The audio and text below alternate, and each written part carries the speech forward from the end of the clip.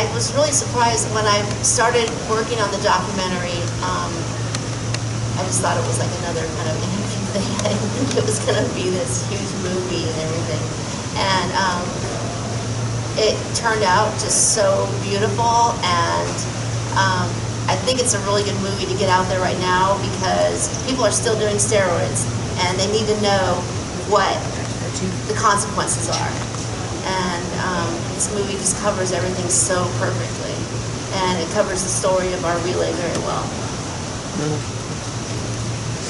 Take this to gotten an email from USA Swimming about 2 years ago, and I thought, God, I can't believe that they want to resurrect this.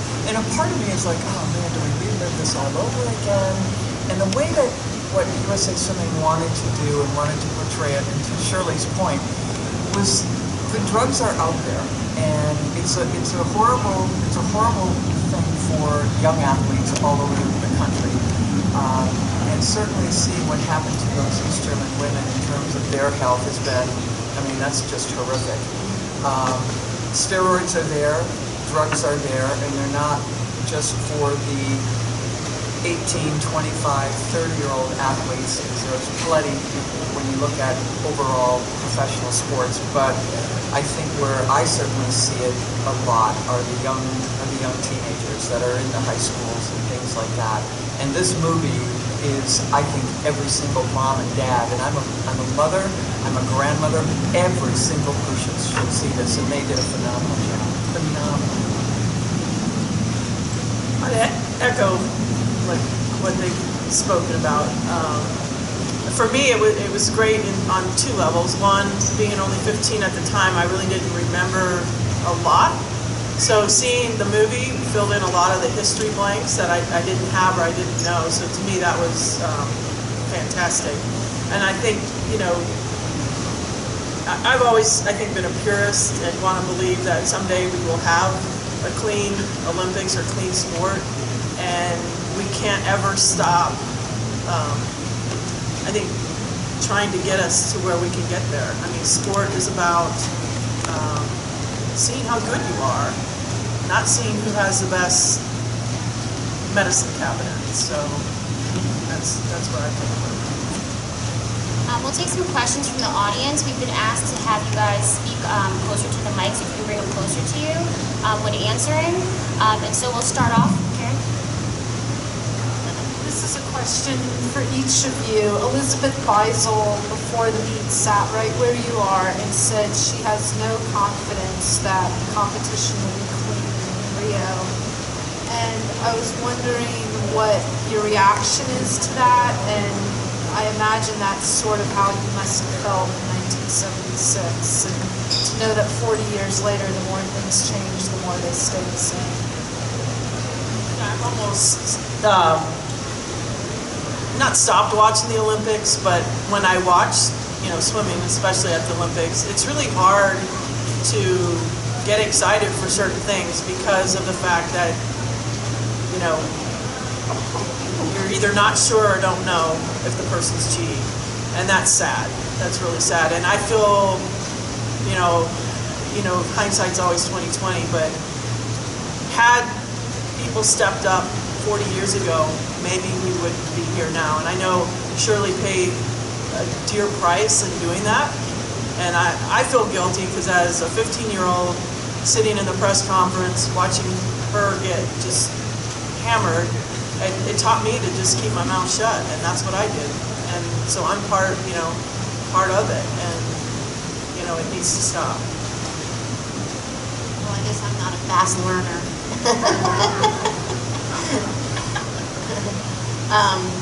Yeah, it's just disappointing, I think, because you do sport for sport. You don't do sport to see how far you can get away with things. It's a thing you do when you're a kid, and it's a thing you enjoy in your adult life.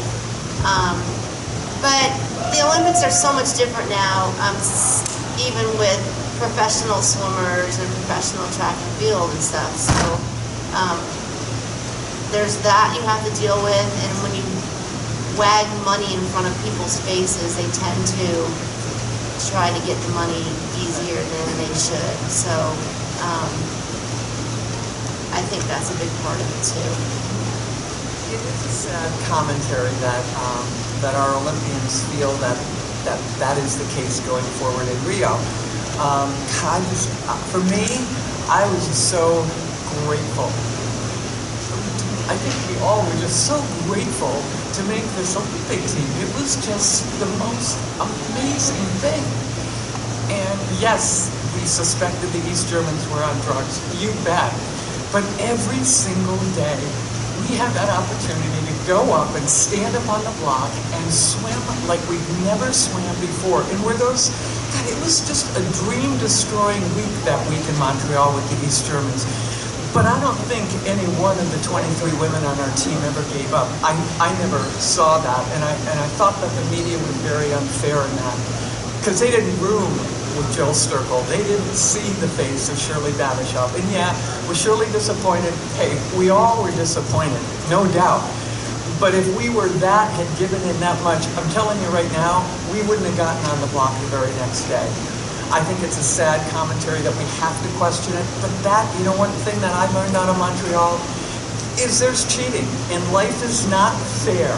And you go out of those Olympics as I did, and you know what? My head was high. I had a bronze medal. I was fortunate to have a gold medal. I'm fortunate to have this team of 23 women. And I'll tell you, no one can ever take that from me or make me feel bad about it.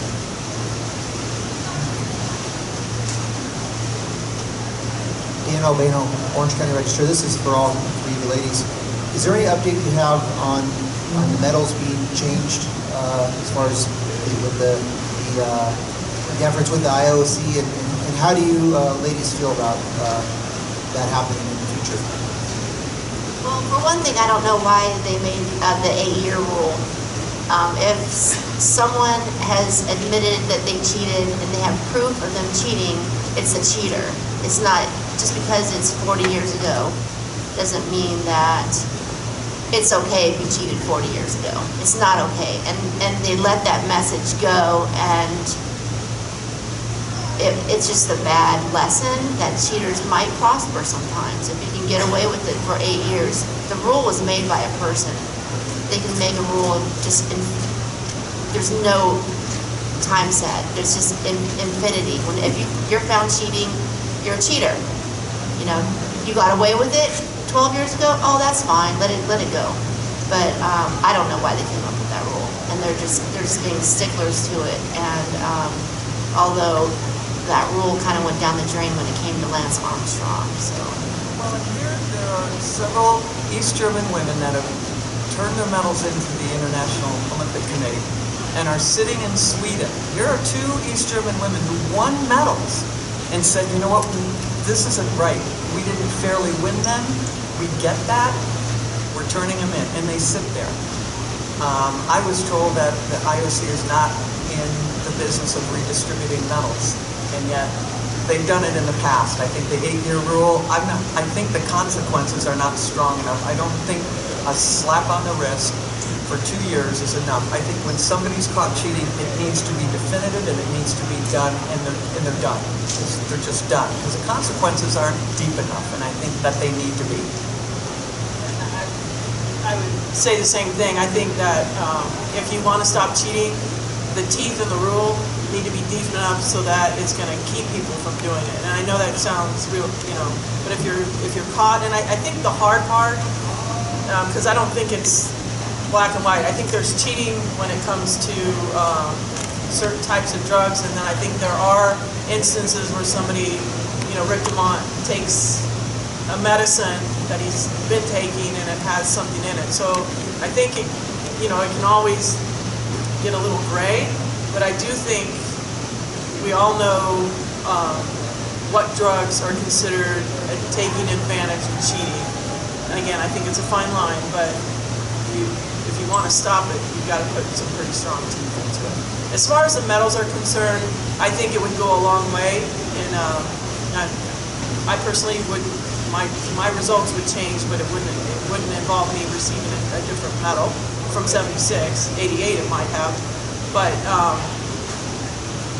I think it's the right thing to do. I think the IOC needs to stand up and do the right thing. They're leaders. They're supposed to be championing the sport. And if they want the sport to continue and get better and stay clean, they need to do their job. Brent Remo, City World. It's so great to see you three there, and which fourth. Yes, the media feels guilty for not speaking up many years ago, but we've been pounding this drum for a long time. And it's sort of evolved now concerning the medal issue that we've recognized that those East German women were victims too.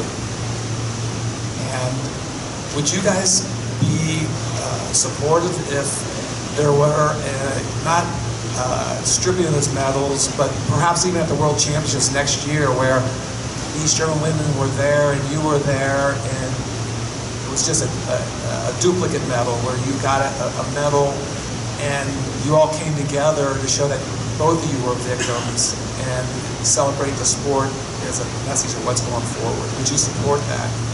Absolutely. I'm not in favor, and I'll go on record here, of taking their medals away. They have, you know, it was hard for me to reopen up this 40 years later because, I've talked about, there's two sides of people in this situation that were injured, so to speak.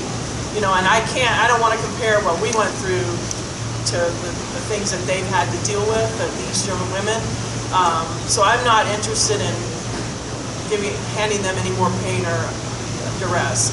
But I do think the right thing to do is to I don't want to say even the playing field, but recognizing the feats of the women who should have rightly received those. And again, it's East German, it's their coaches, administrators, their government who did this to them.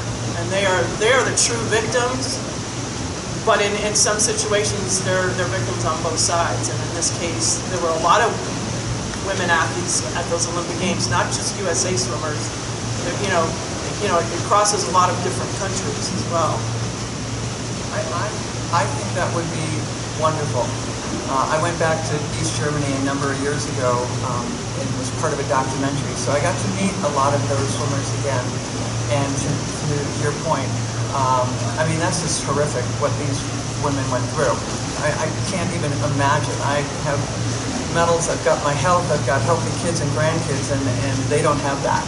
And they were victims of that. Where I get really, and Karen, you know this, my head just spins around on my shoulders because I look at an International Olympic Committee that is about the welfare, not only fair play, but protecting the athletes.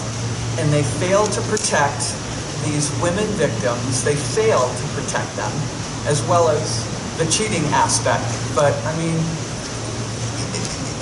when you read and you know the story, these women, what they went through as little girls, that's child abuse.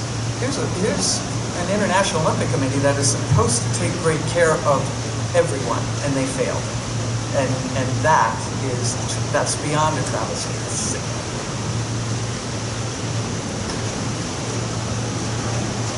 I just feel like some of them, the East German women, still feel like we were taking steroids too.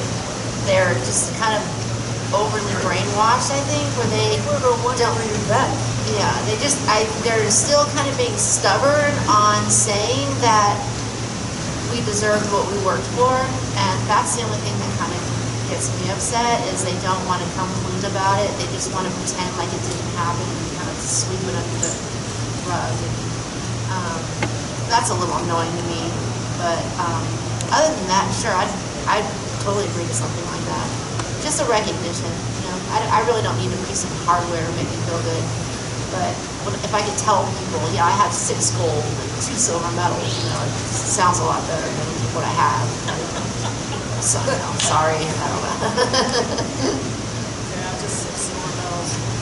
Yeah, just 6 silver. Also, to have it in the record books, world record books. I look at these incredibly great swimmers today, the Michael Phelps, and I go, God, they have that legacy that if they quit tomorrow, their legacy is there. And we don't have that. And I don't mean to be, oh, poor us, poor Olympic, but I don't have that legacy. And we were pretty, when you look at that, pretty phenomenal. Not only USA Swimming, but every country that participated and competed that year. I mean, that was pretty stellar. And we don't have that even in the record books. There's a little asterisk, oh, by the way. And I think that would be incredibly powerful. Swimming World has done an incredible job bringing this all to the forefront, Brent, as you have done. So not just graciously and out of kindness, but incredibly thoughtful in what you've done and have brought the story out. Hi, I'm Bonnie Ford from ESPN.com, and I have to confess, I wasn't sure that I would ever type the word state-sponsored doping again this late in my career. I wondered what it's like for you guys to kind of re-experience this in the current time, and whether you ever dreamed that there would be this little progress in that regard. You know, so much, and Jill talked about this, and we all know this, right? Christine, you've been writing about this for forever. And the consequences are just, you know, the consequences are not there, Bon, right? They're just not there, because if they were, are you always going to have cheating? You bet. I mean, it's just always going to happen. Can we catch everybody? No. Can we catch a few? They catch a few token ones. But you know, the fact that Russia has this whole systematic, it doesn't surprise me. It's just a matter of time, because there's no consequences from the time from even 40 years ago when they could have and should have, 20 years when the wall came down, and done that. So, you know, this idea too that they're going to appeal and, oh, maybe we should let them go and maybe we shouldn't, and oh, that won't look good if they're not there. And what do we do about that? No, they cheated and it's done and they don't get to go. And personally, in my opinion, they should never get to go, because I think they need to be that hard. Will the movement fall apart? No, actually, I think the movement will get stronger. I think it will strengthen it. I think people are pretty darn sick and tired of the cheating that goes in countries, and they're just sick of it. I think the support would be overwhelming. I think fingers need to be pointed, and I think that needs to happen.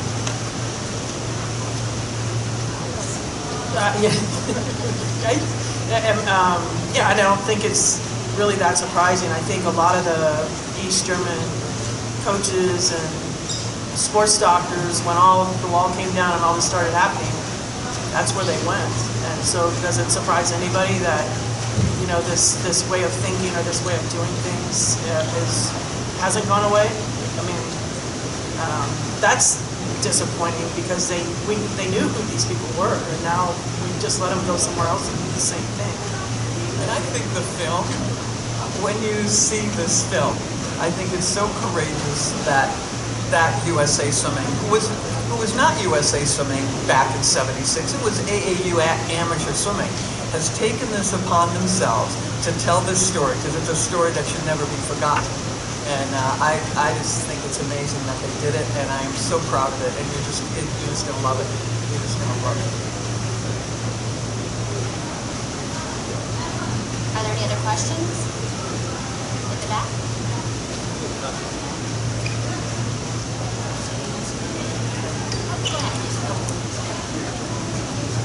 I just wanted to say, there were some of us who were cheering in our living rooms every single race and living and dying with you guys, and that certainly was me in the summer of '76.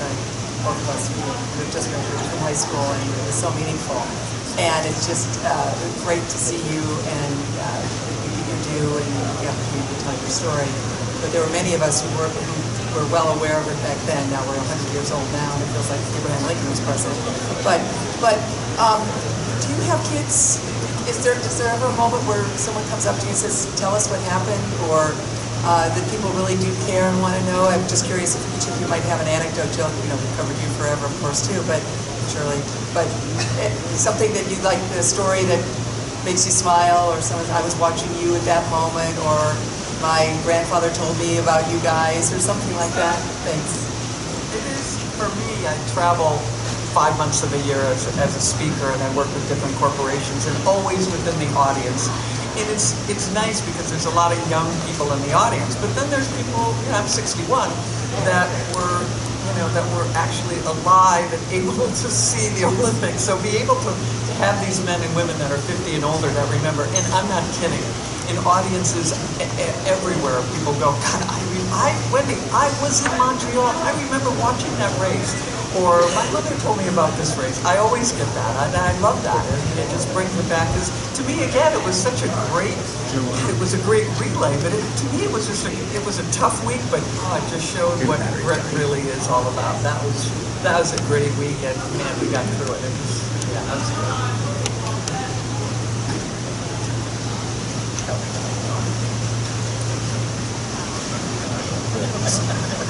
I guess I have a question just regarding maybe the bond between the three of you. I guess all sorts of realities between the Olympic pool over the years, but you guys feel like this is really, I guess, in what way has it affected relationships with the three of you? Well, we entered the free relay for the weekend. No. Only 3 of us swimming, we might have a chance. Huh? I don't think so. The very sad thing was we watched the men's 400 free the other day, and one guy, right, and they all did, but broke our record by 2 seconds, and that was just one of them swimming the 400. That was sad. But the bond is, I mean, I haven't seen Shirley, I saw her a year ago, but prior to that, it's been 38 years. And I see Jill fairly often and back and forth, but there is something that can never be gone, and I love that about us, I love that about you, and I love that about Jill. I think our team is just very special. There's a lot of girls here, there's a lot of women here from the 76 Olympics, and I haven't seen them for years and years, but once you reconnect, as it is with Jill and Wendy, it's like you just left them 5 minutes ago. So we kind of just start off when we left, and it's going to be like that for the rest of our lives. It's just something so special, and we did something together that was so important. The whole team is still a team, and we're not individuals. We'll never be individuals, and it's just such a great feeling. It's like coming home. Well, thank you guys. We're going to wrap it up for the day. The movie comes out on July 11th in 150 cities nationwide. If you have any further questions, we can set up some time for you to speak to the women at some point this afternoon. Thank you.